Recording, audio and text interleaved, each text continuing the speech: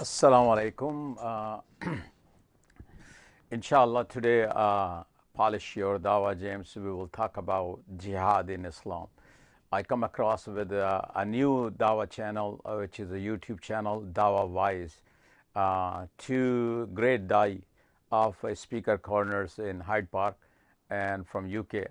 They established this new channel, so I like everybody to subscribe that. You will learn a lot of stuff on this channel, and just like they're popular on EF Dawa and SC Dawa, so this is their own channel. They recently invited Dr. Sabeel Ahmed, and he gave a beautiful answer about how to answer to the question of jihad. So all the dais, actually, this is a great opportunity. So let's, without any ado, we'll go to that. Before I do that, you can subscribe to YouTube channel for Dawa Wise, and also Sabeel Ahmed, his own channel. You can also subscribe to that. And also my own channel is at Dawa Dude. Let's go to the clip, and inshallah we will start with the program.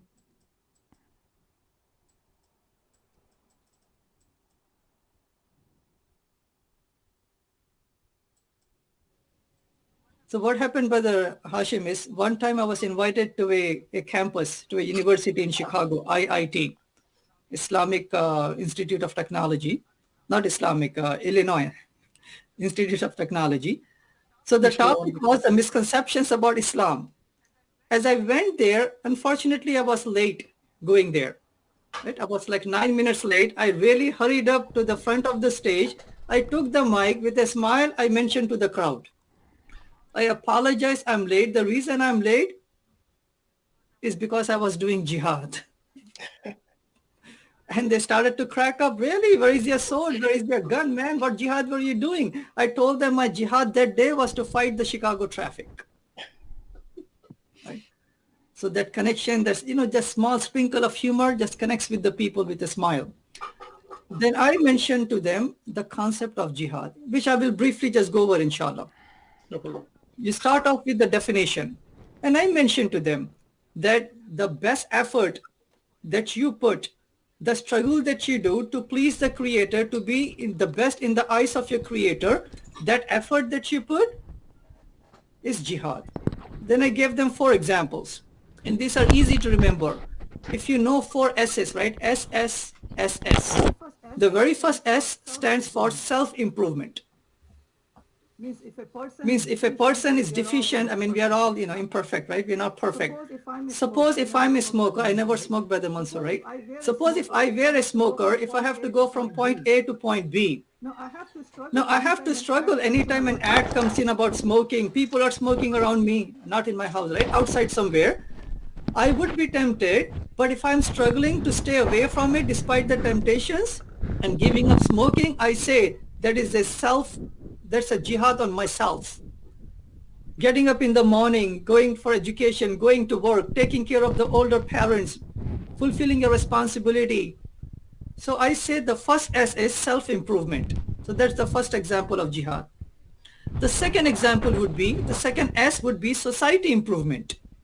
Like suppose if my masjid in Chicago, if they are having a blood drive to collect the blood and give it to those people in need, if they have a food drive and clothing drive, if they have a walk to raise awareness against racism and for breast cancer and whatnot, I said to improve the society, that is a second example of jihad. So S would be the society improvement, the second S.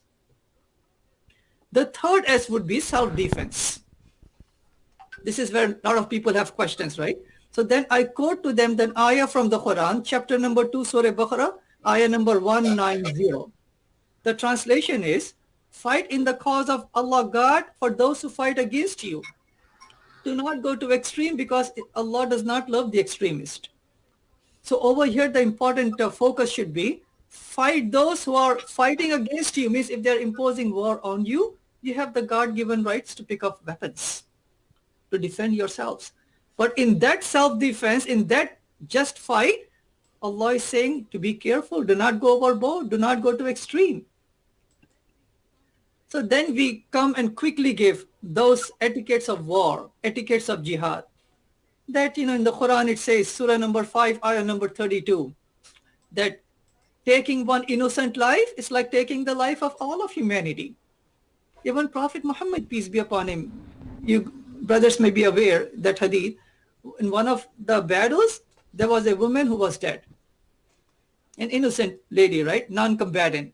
He called his Sahaba, the companions, and he told them that even in a war, do not kill women and children.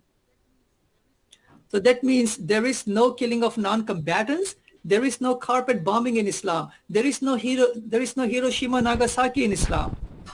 Even if the enemy touches and hurts and kills your civilian population, even then Islam does not give us a right to even touch their innocent people. That's how careful jihad is, the etiquettes of Islam are.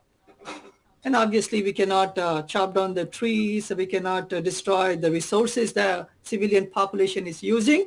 And if the enemy inclined towards peace, the Quran says in Surah number 8, then you also incline towards peace. So that is the etiquettes of jihad, right?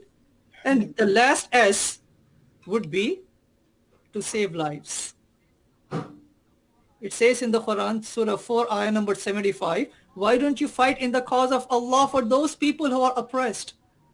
They are praying to Allah, oh Allah, remove the oppression, send someone who can help us. So to remove the oppression and to provide justice and freedom to them, to those individuals, and save their lives, that is the fourth important category of jihad. Right? So the first one is self-improvement. Second is society improvement.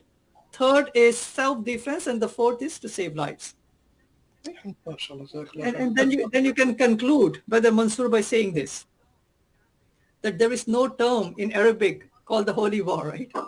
Harb Muqaddasa, there is no such term. And I think Dr. Jamal Badawi made this $1 million challenge to the Islamophobes. Find something for me like holy war in the entire Quran or in the entire 32,000 plus authentic narrations from and about Prophet Muhammad, peace be upon him. You will not find that term. That term came from the Crusaders, the Christians, the Catholics. So jihad is not holy war. Jihad came to dismantle violence and terrorism. Jihad is the opposite of terrorism.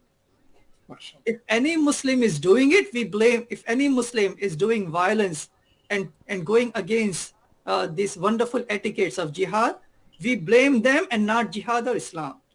Just like we don't want to blame the whole of Christianity, the whole Bible and their faith for every single act of terrorism, may that be the Crusaders, may that be the Spanish Inquisition, may that be the genocide on the Native Americans, the slave traders.